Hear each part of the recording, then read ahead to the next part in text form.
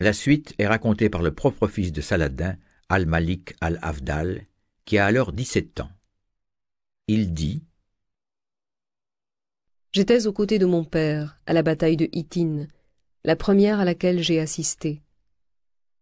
Lorsque le roi des Francs se retrouva sur la colline, il lança avec ses gens une farouche attaque qui fit reculer nos propres troupes jusqu'à l'endroit où se tenait mon père. Je le regardais alors. Il était triste, crispé, et tirait nerveusement sur sa barbe. Il s'avança en criant « Satan ne doit pas gagner !» Les musulmans partirent de nouveau à l'assaut de la colline. Quand je vis les Francs reculer sous la pression de nos troupes, je hurlai de joie « Nous les avons battus !» Mais les Francs attaquèrent de plus belle, et les nôtres se retrouvèrent à nouveau auprès de mon père. Il les poussa cette fois encore à l'assaut, et ils forcèrent l'ennemi à se retirer vers la colline. Je hurlai à nouveau « Nous les avons battus !» Mais mon père se tourna vers moi et me dit « Tais-toi. Nous ne les aurons écrasés que lorsque cette tente, là-haut, sera tombée. » Avant qu'il ait pu terminer sa phrase, la tente du roi s'écroula. Le sultan descendit alors de cheval, se prosterna et remercia Dieu en pleurant de joie. C'est au milieu des cris d'allégresse que Saladin se relève, reprend sa monture et se dirige vers sa tente. On conduit à lui les prisonniers de marque, notamment le roi Guy et le prince Arnat. L'écrivain Imad ed-Din al-Asfahani, conseiller du sultan, assiste à la scène. Il raconte. Salah-ed-Din invita le roi à s'asseoir près de lui. Et lorsque Arnat entra à son tour, il l'installa près de son roi et lui rappela ses méfaits. Que de fois tu as juré puis violé tes serments. Que de fois tu as signé des accords que tu n'as pas respectés. Arnat fit répondre par l'interprète. Tous les rois se sont toujours comportés ainsi. Je n'ai rien fait de plus. Pendant ce temps, Guy haletait de soif. Il dodelinait de la tête comme s'il était ivre, et son visage trahissait une grande frayeur. Salah-ed-Din lui adressa des paroles rassurantes et fit amener de l'eau glacée qu'il lui offrit. Le roi but, puis il présenta le reste à Arnat qui se désaltéra à son tour. Le sultan dit alors à Guy « Tu n'as pas demandé ma permission avant de lui donner à boire. Cela ne m'oblige donc pas à lui accorder la grâce. » Selon la tradition arabe, en effet, un prisonnier à qui l'on offre à boire ou à manger doit avoir la vie sauve, un engagement que Saladin ne saurait évidemment pas prendre en faveur de l'homme qu'il a juré de tuer de ses propres mains. Imad ed-Din poursuit. Après avoir prononcé ces paroles, le sultan sortit, monta à cheval puis s'éloigna, laissant les captifs en proie à la terreur. Il supervisa le retour des troupes, puis il revint vers sa tente.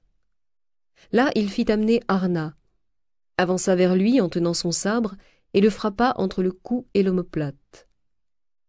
Lorsque Arnat tomba à terre, on lui coupa la tête.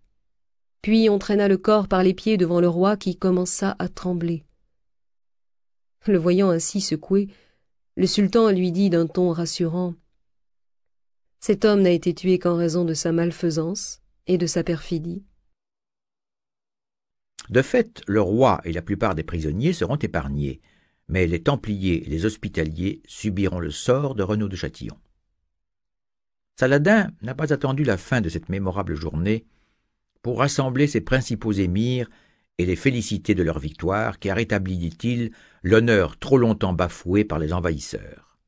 Désormais, estime-t-il, les Francs n'ont plus d'armée, et il faut en profiter sans aucun délai pour leur reprendre les terres qu'ils ont injustement occupées. Dès le lendemain, qui est un dimanche, il attaque donc la citadelle de Tibériade, où l'épouse de Raymond sait qu'il ne sert plus à rien de résister. Elle s'en remet à Saladin, qui, bien entendu, laisse partir les défenseurs avec tous leurs biens sans qu'ils soient inquiétés. Le mardi suivant, l'armée victorieuse marche sur le port d'Acre, qui capitule sans résistance. La cité a acquis au cours des dernières années une importance économique considérable puisque c'est par elle que passe tout le commerce avec l'Occident. Le sultan essaie d'engager les nombreux marchands italiens à demeurer, promettant de leur offrir toute la protection nécessaire. Mais ils préfèrent partir vers le port voisin de Tyr. Tout en le regrettant, ils ne s'y opposent pas. Il les autorise même à transporter toutes leurs richesses et leur offre une escorte pour les protéger des brigands.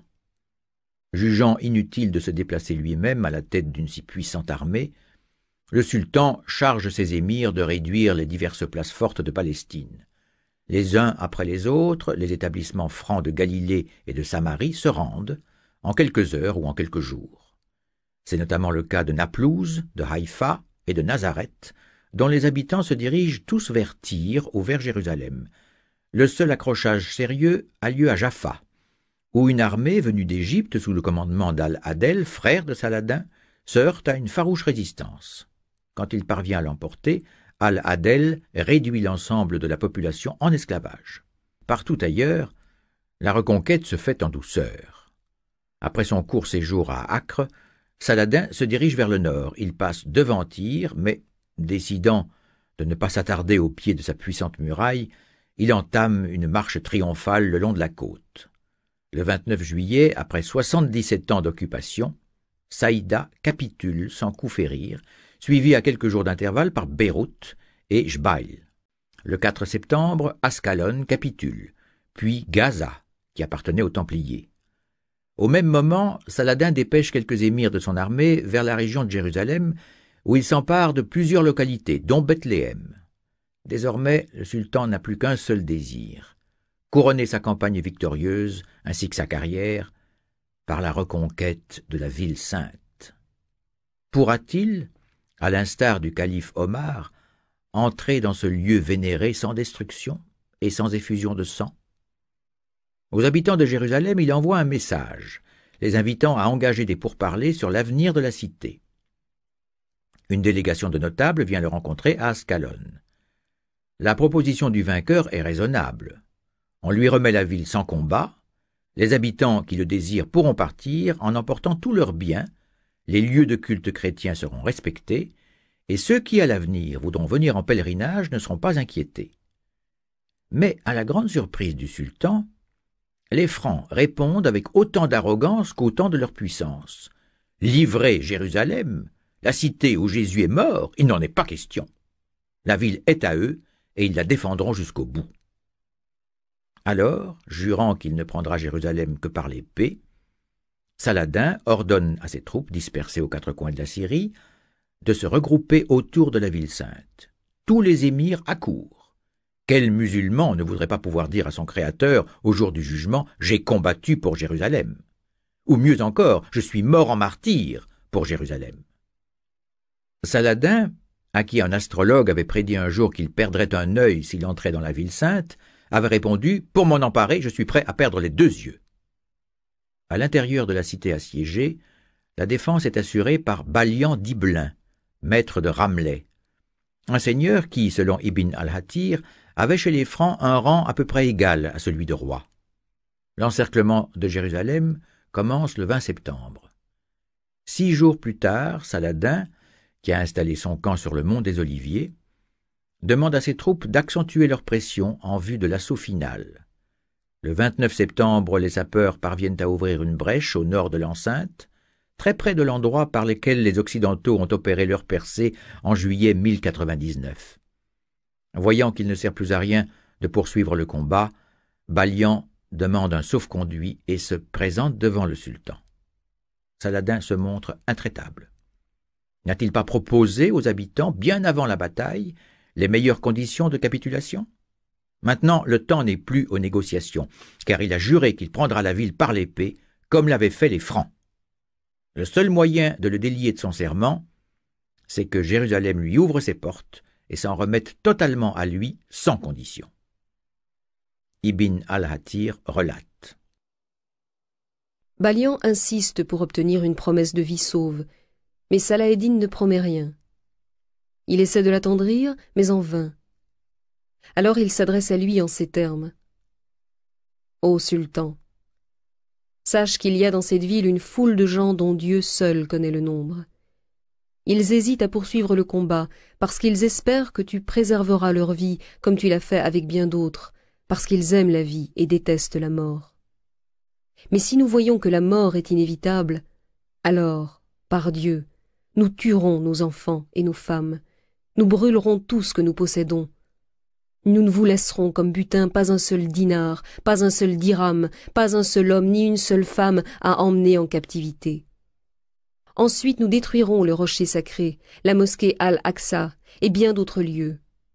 Nous tuerons les 5000 prisonniers musulmans que nous détenons, puis nous exterminerons les montures et toutes les bêtes.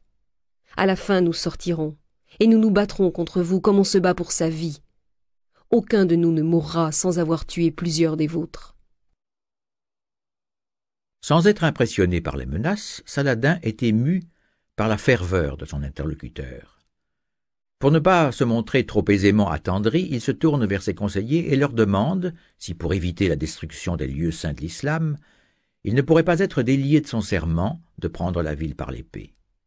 Leur réponse est affirmative, mais, connaissant l'incorrigible générosité de leur maître, ils insistent pour qu'il obtienne des francs avant de les laisser partir, une compensation financière, car la longue campagne en cours a totalement vidé les caisses de l'État. Les infidèles, expliquent les conseillers, sont virtuellement prisonniers. Pour se racheter, chacun devra payer sa rançon. 10 dinars pour les hommes, 5 pour les femmes et 1 pour les enfants. Balian accepte le principe, mais plaide en faveur des pauvres qui ne peuvent, dit-il, payer une telle somme. Ne pourrait-on pas libérer 7000 d'entre eux pour 30 000 dinars? Une fois encore, la demande est acceptée à la fureur des trésoriers. Satisfait, Balian ordonne à ses hommes de déposer les armes. Et le vendredi 2 octobre 1187, le 27 Rajab de l'an 583 de l'Hégire, le jour même où les musulmans fêtent le voyage nocturne du prophète à Jérusalem, Saladin fait son entrée solennelle dans la ville sainte. Ses émirs et ses soldats ont des ordres stricts. Aucun chrétien, qu'il soit franc ou oriental, ne doit être inquiété. De fait, il n'y aura ni massacre ni pillage. Quelques fanatiques ont réclamé la destruction de l'église du Saint-Sépulcre en guise de représailles contre les exactions commises par les Francs, mais Saladin les remet à leur place. Bien plus, il renforce la garde sur les lieux du culte et annonce que les Francs eux-mêmes pourront venir en pèlerinage quand ils le voudront. Bien entendu, la croix franque, installée sur le dôme du rocher, est ramenée. Et la mosquée Al-Aqsa, qui avait été transformée en église, redevient un lieu du culte musulman, après que ses murs ont été aspergés d'eau de rose. Tandis que Saladin, entouré d'une nuée de compagnons, passe d'un sanctuaire à l'autre, pleurant, priant et se prosternant, la plupart des Francs sont demeurés dans la cité. Les riches se préoccupent de vendre leurs maisons, leurs commerces ou leurs meubles, avant de s'exiler. Les acheteurs étant généralement des chrétiens orthodoxes ou jacobites qui restent sur place. D'autres biens seront vendus plus tard aux familles juives que Saladin installera dans la ville sainte. Puis, de sa propre initiative, le sultan annonce pour toutes les personnes âgées la possibilité de partir sans rien payer, ainsi que la libération des pères de famille emprisonnés. Quant aux veuves et aux orphelins francs, il ne se contente pas de les exempter de tout paiement, il leur offre des cadeaux avant de les laisser partir. Les trésoriers de Saladin sont au désespoir. Si on libère les moins fortunés sans contrepartie, que l'on augmente au moins la rançon des riches. La colère de ces braves serviteurs de l'État atteint son comble lorsque le patriarche de Jérusalem sort de la ville, accompagné de nombreux chariots remplis d'or, de tapis et de toutes sortes de biens les plus précieux. Imad ed-Din al-Asfahani en est scandalisé, comme il le raconte lui-même.